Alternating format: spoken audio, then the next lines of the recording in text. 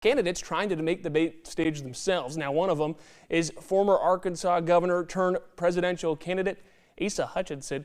Thanks for being with us this morning. We appreciate it. Zach, great to be with you. Excited to be at the Iowa State Fair this week. Yeah, you've been here. You've been to Iowa a lot since January. Talking about the debate stage, though, and qualifying for it, you're in a more peculiar spot than most other people. You have the polling, national polling, you believe, but the 40,000 donor mark isn't there. Well, those are pretty stringent requirements, but we've met the polling requirement nationally. Very thrilled with that, as well as having donations from 20 different states, at least 200 donors. So we got to reach the 40,000 threshold, and we're going to make it. We've got till Monday, close of business, and if anybody wants to help, it's asa2024.com. Just $1 helps us to be on the debate stage. So I plan on going from Iowa straight to Milwaukee for the debate. Very excited about it.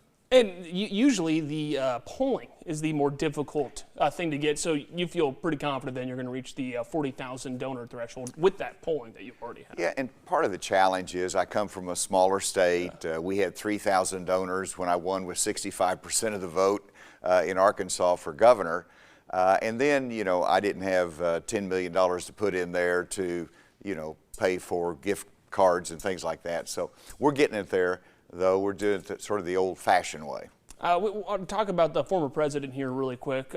Just yesterday, too, it looks like Trump's not coming to the debate stage. He hasn't put it on Truth Social, so can't confirm it yet, but it looks like he's not going to be on the debate stage. You don't want him on the debate stage in Milwaukee. Well, we're going to have a real serious policy discussion about things that are important to Iowans. I mean, we're going to talk about the agricultural community. We're talking about trade policy, energy, so critically important. Those will be areas that we can delve into and showcase the difference between the candidates without being sidetracked with all the chaos that Donald Trump brings. And I guess just recent headlines with him specifically, too, related to the 2020 presidential election. Obviously, the fourth indictment coming out. We heard that phone call, too. We just chatted this last week, actually, at the State Fairgrounds. That wasn't a good phone call, he said. No, this is a phone call to Georgia, and it wasn't a perfect phone call, as Donald Trump says it was. Now, as to whether it reaches the element of criminal conduct, we'll have to see. That's based upon the facts and the law. But disregarding all of that, you've got a former president that has got personal challenges. He's made it clear that he wants his next administration to be about getting even. And this is not the right motivation for our country. And so I have a different path. I think public service is about service and others and our country. And so it's not about yourself. That's my vision of America. And, you know, we need leadership that brings out the best of America and doesn't appeal to our worst instincts. And that's what I offer. That's what I did as governor. We can balance the budget. We can have a pro-growth energy policy. We can support our farmers. And by the way, people ask me what distinguishes you from others. I was in 4-H. So I understand agriculture, I understand farming. I value that, what we see here in Iowa. Yeah, Iowans definitely valuing you being in 4-H as well. I guess in news around the state or coming back to the state now, too. You've been at the State Fairgrounds all this last week. You said you're going to be up here, too, this upcoming week. You're at the Des Moines Register Soapbox today. So I guess, are you excited to do that and spread your message that way?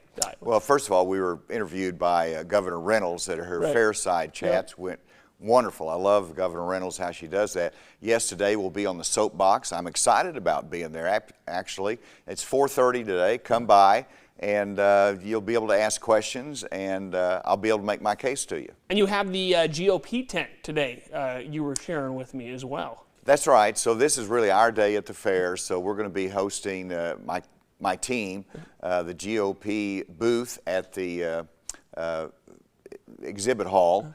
And then we're going to be walking around. I'm going to be at the pork producers tent. I'll be flipping pork burgers as well. Your day to do it? It's my day to do it, and excited about that. So we'll be there all day. Hope to see everybody there.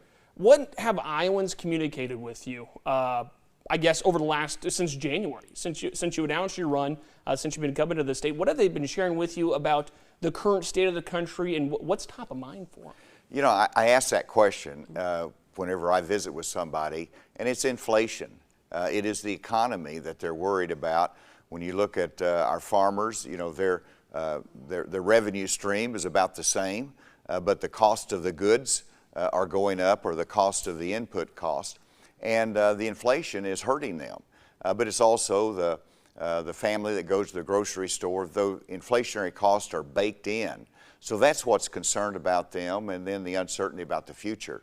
And so they want somebody that makes Washington work, where we can look at a balanced budget. They like governors, like I have been, and then they want somebody who supports Iowa agriculture. And that's important to them. I understand it. I've been in Congress. I've been governor of an ag state, so I understand what's important to them. A couple more questions for you. I appreciate you joining us this morning, too. I mean, you just mentioned it, too. You're just getting out of the governor's office down there in Arkansas. What qualities does that provide in terms of then running for the White House? A former governor like you, a current governor like Ron DeSantis, being the state's top executive, how does that help you run for the White House? Well, it helps because as governor, you have to make decisions, you have to get things done, and you're held accountable if you don't. And you're expected to work with anybody who wants to move the state forward and accomplish things. That's what governors do day in and day out. We've had to manage through a pandemic. We've had to grow the economy.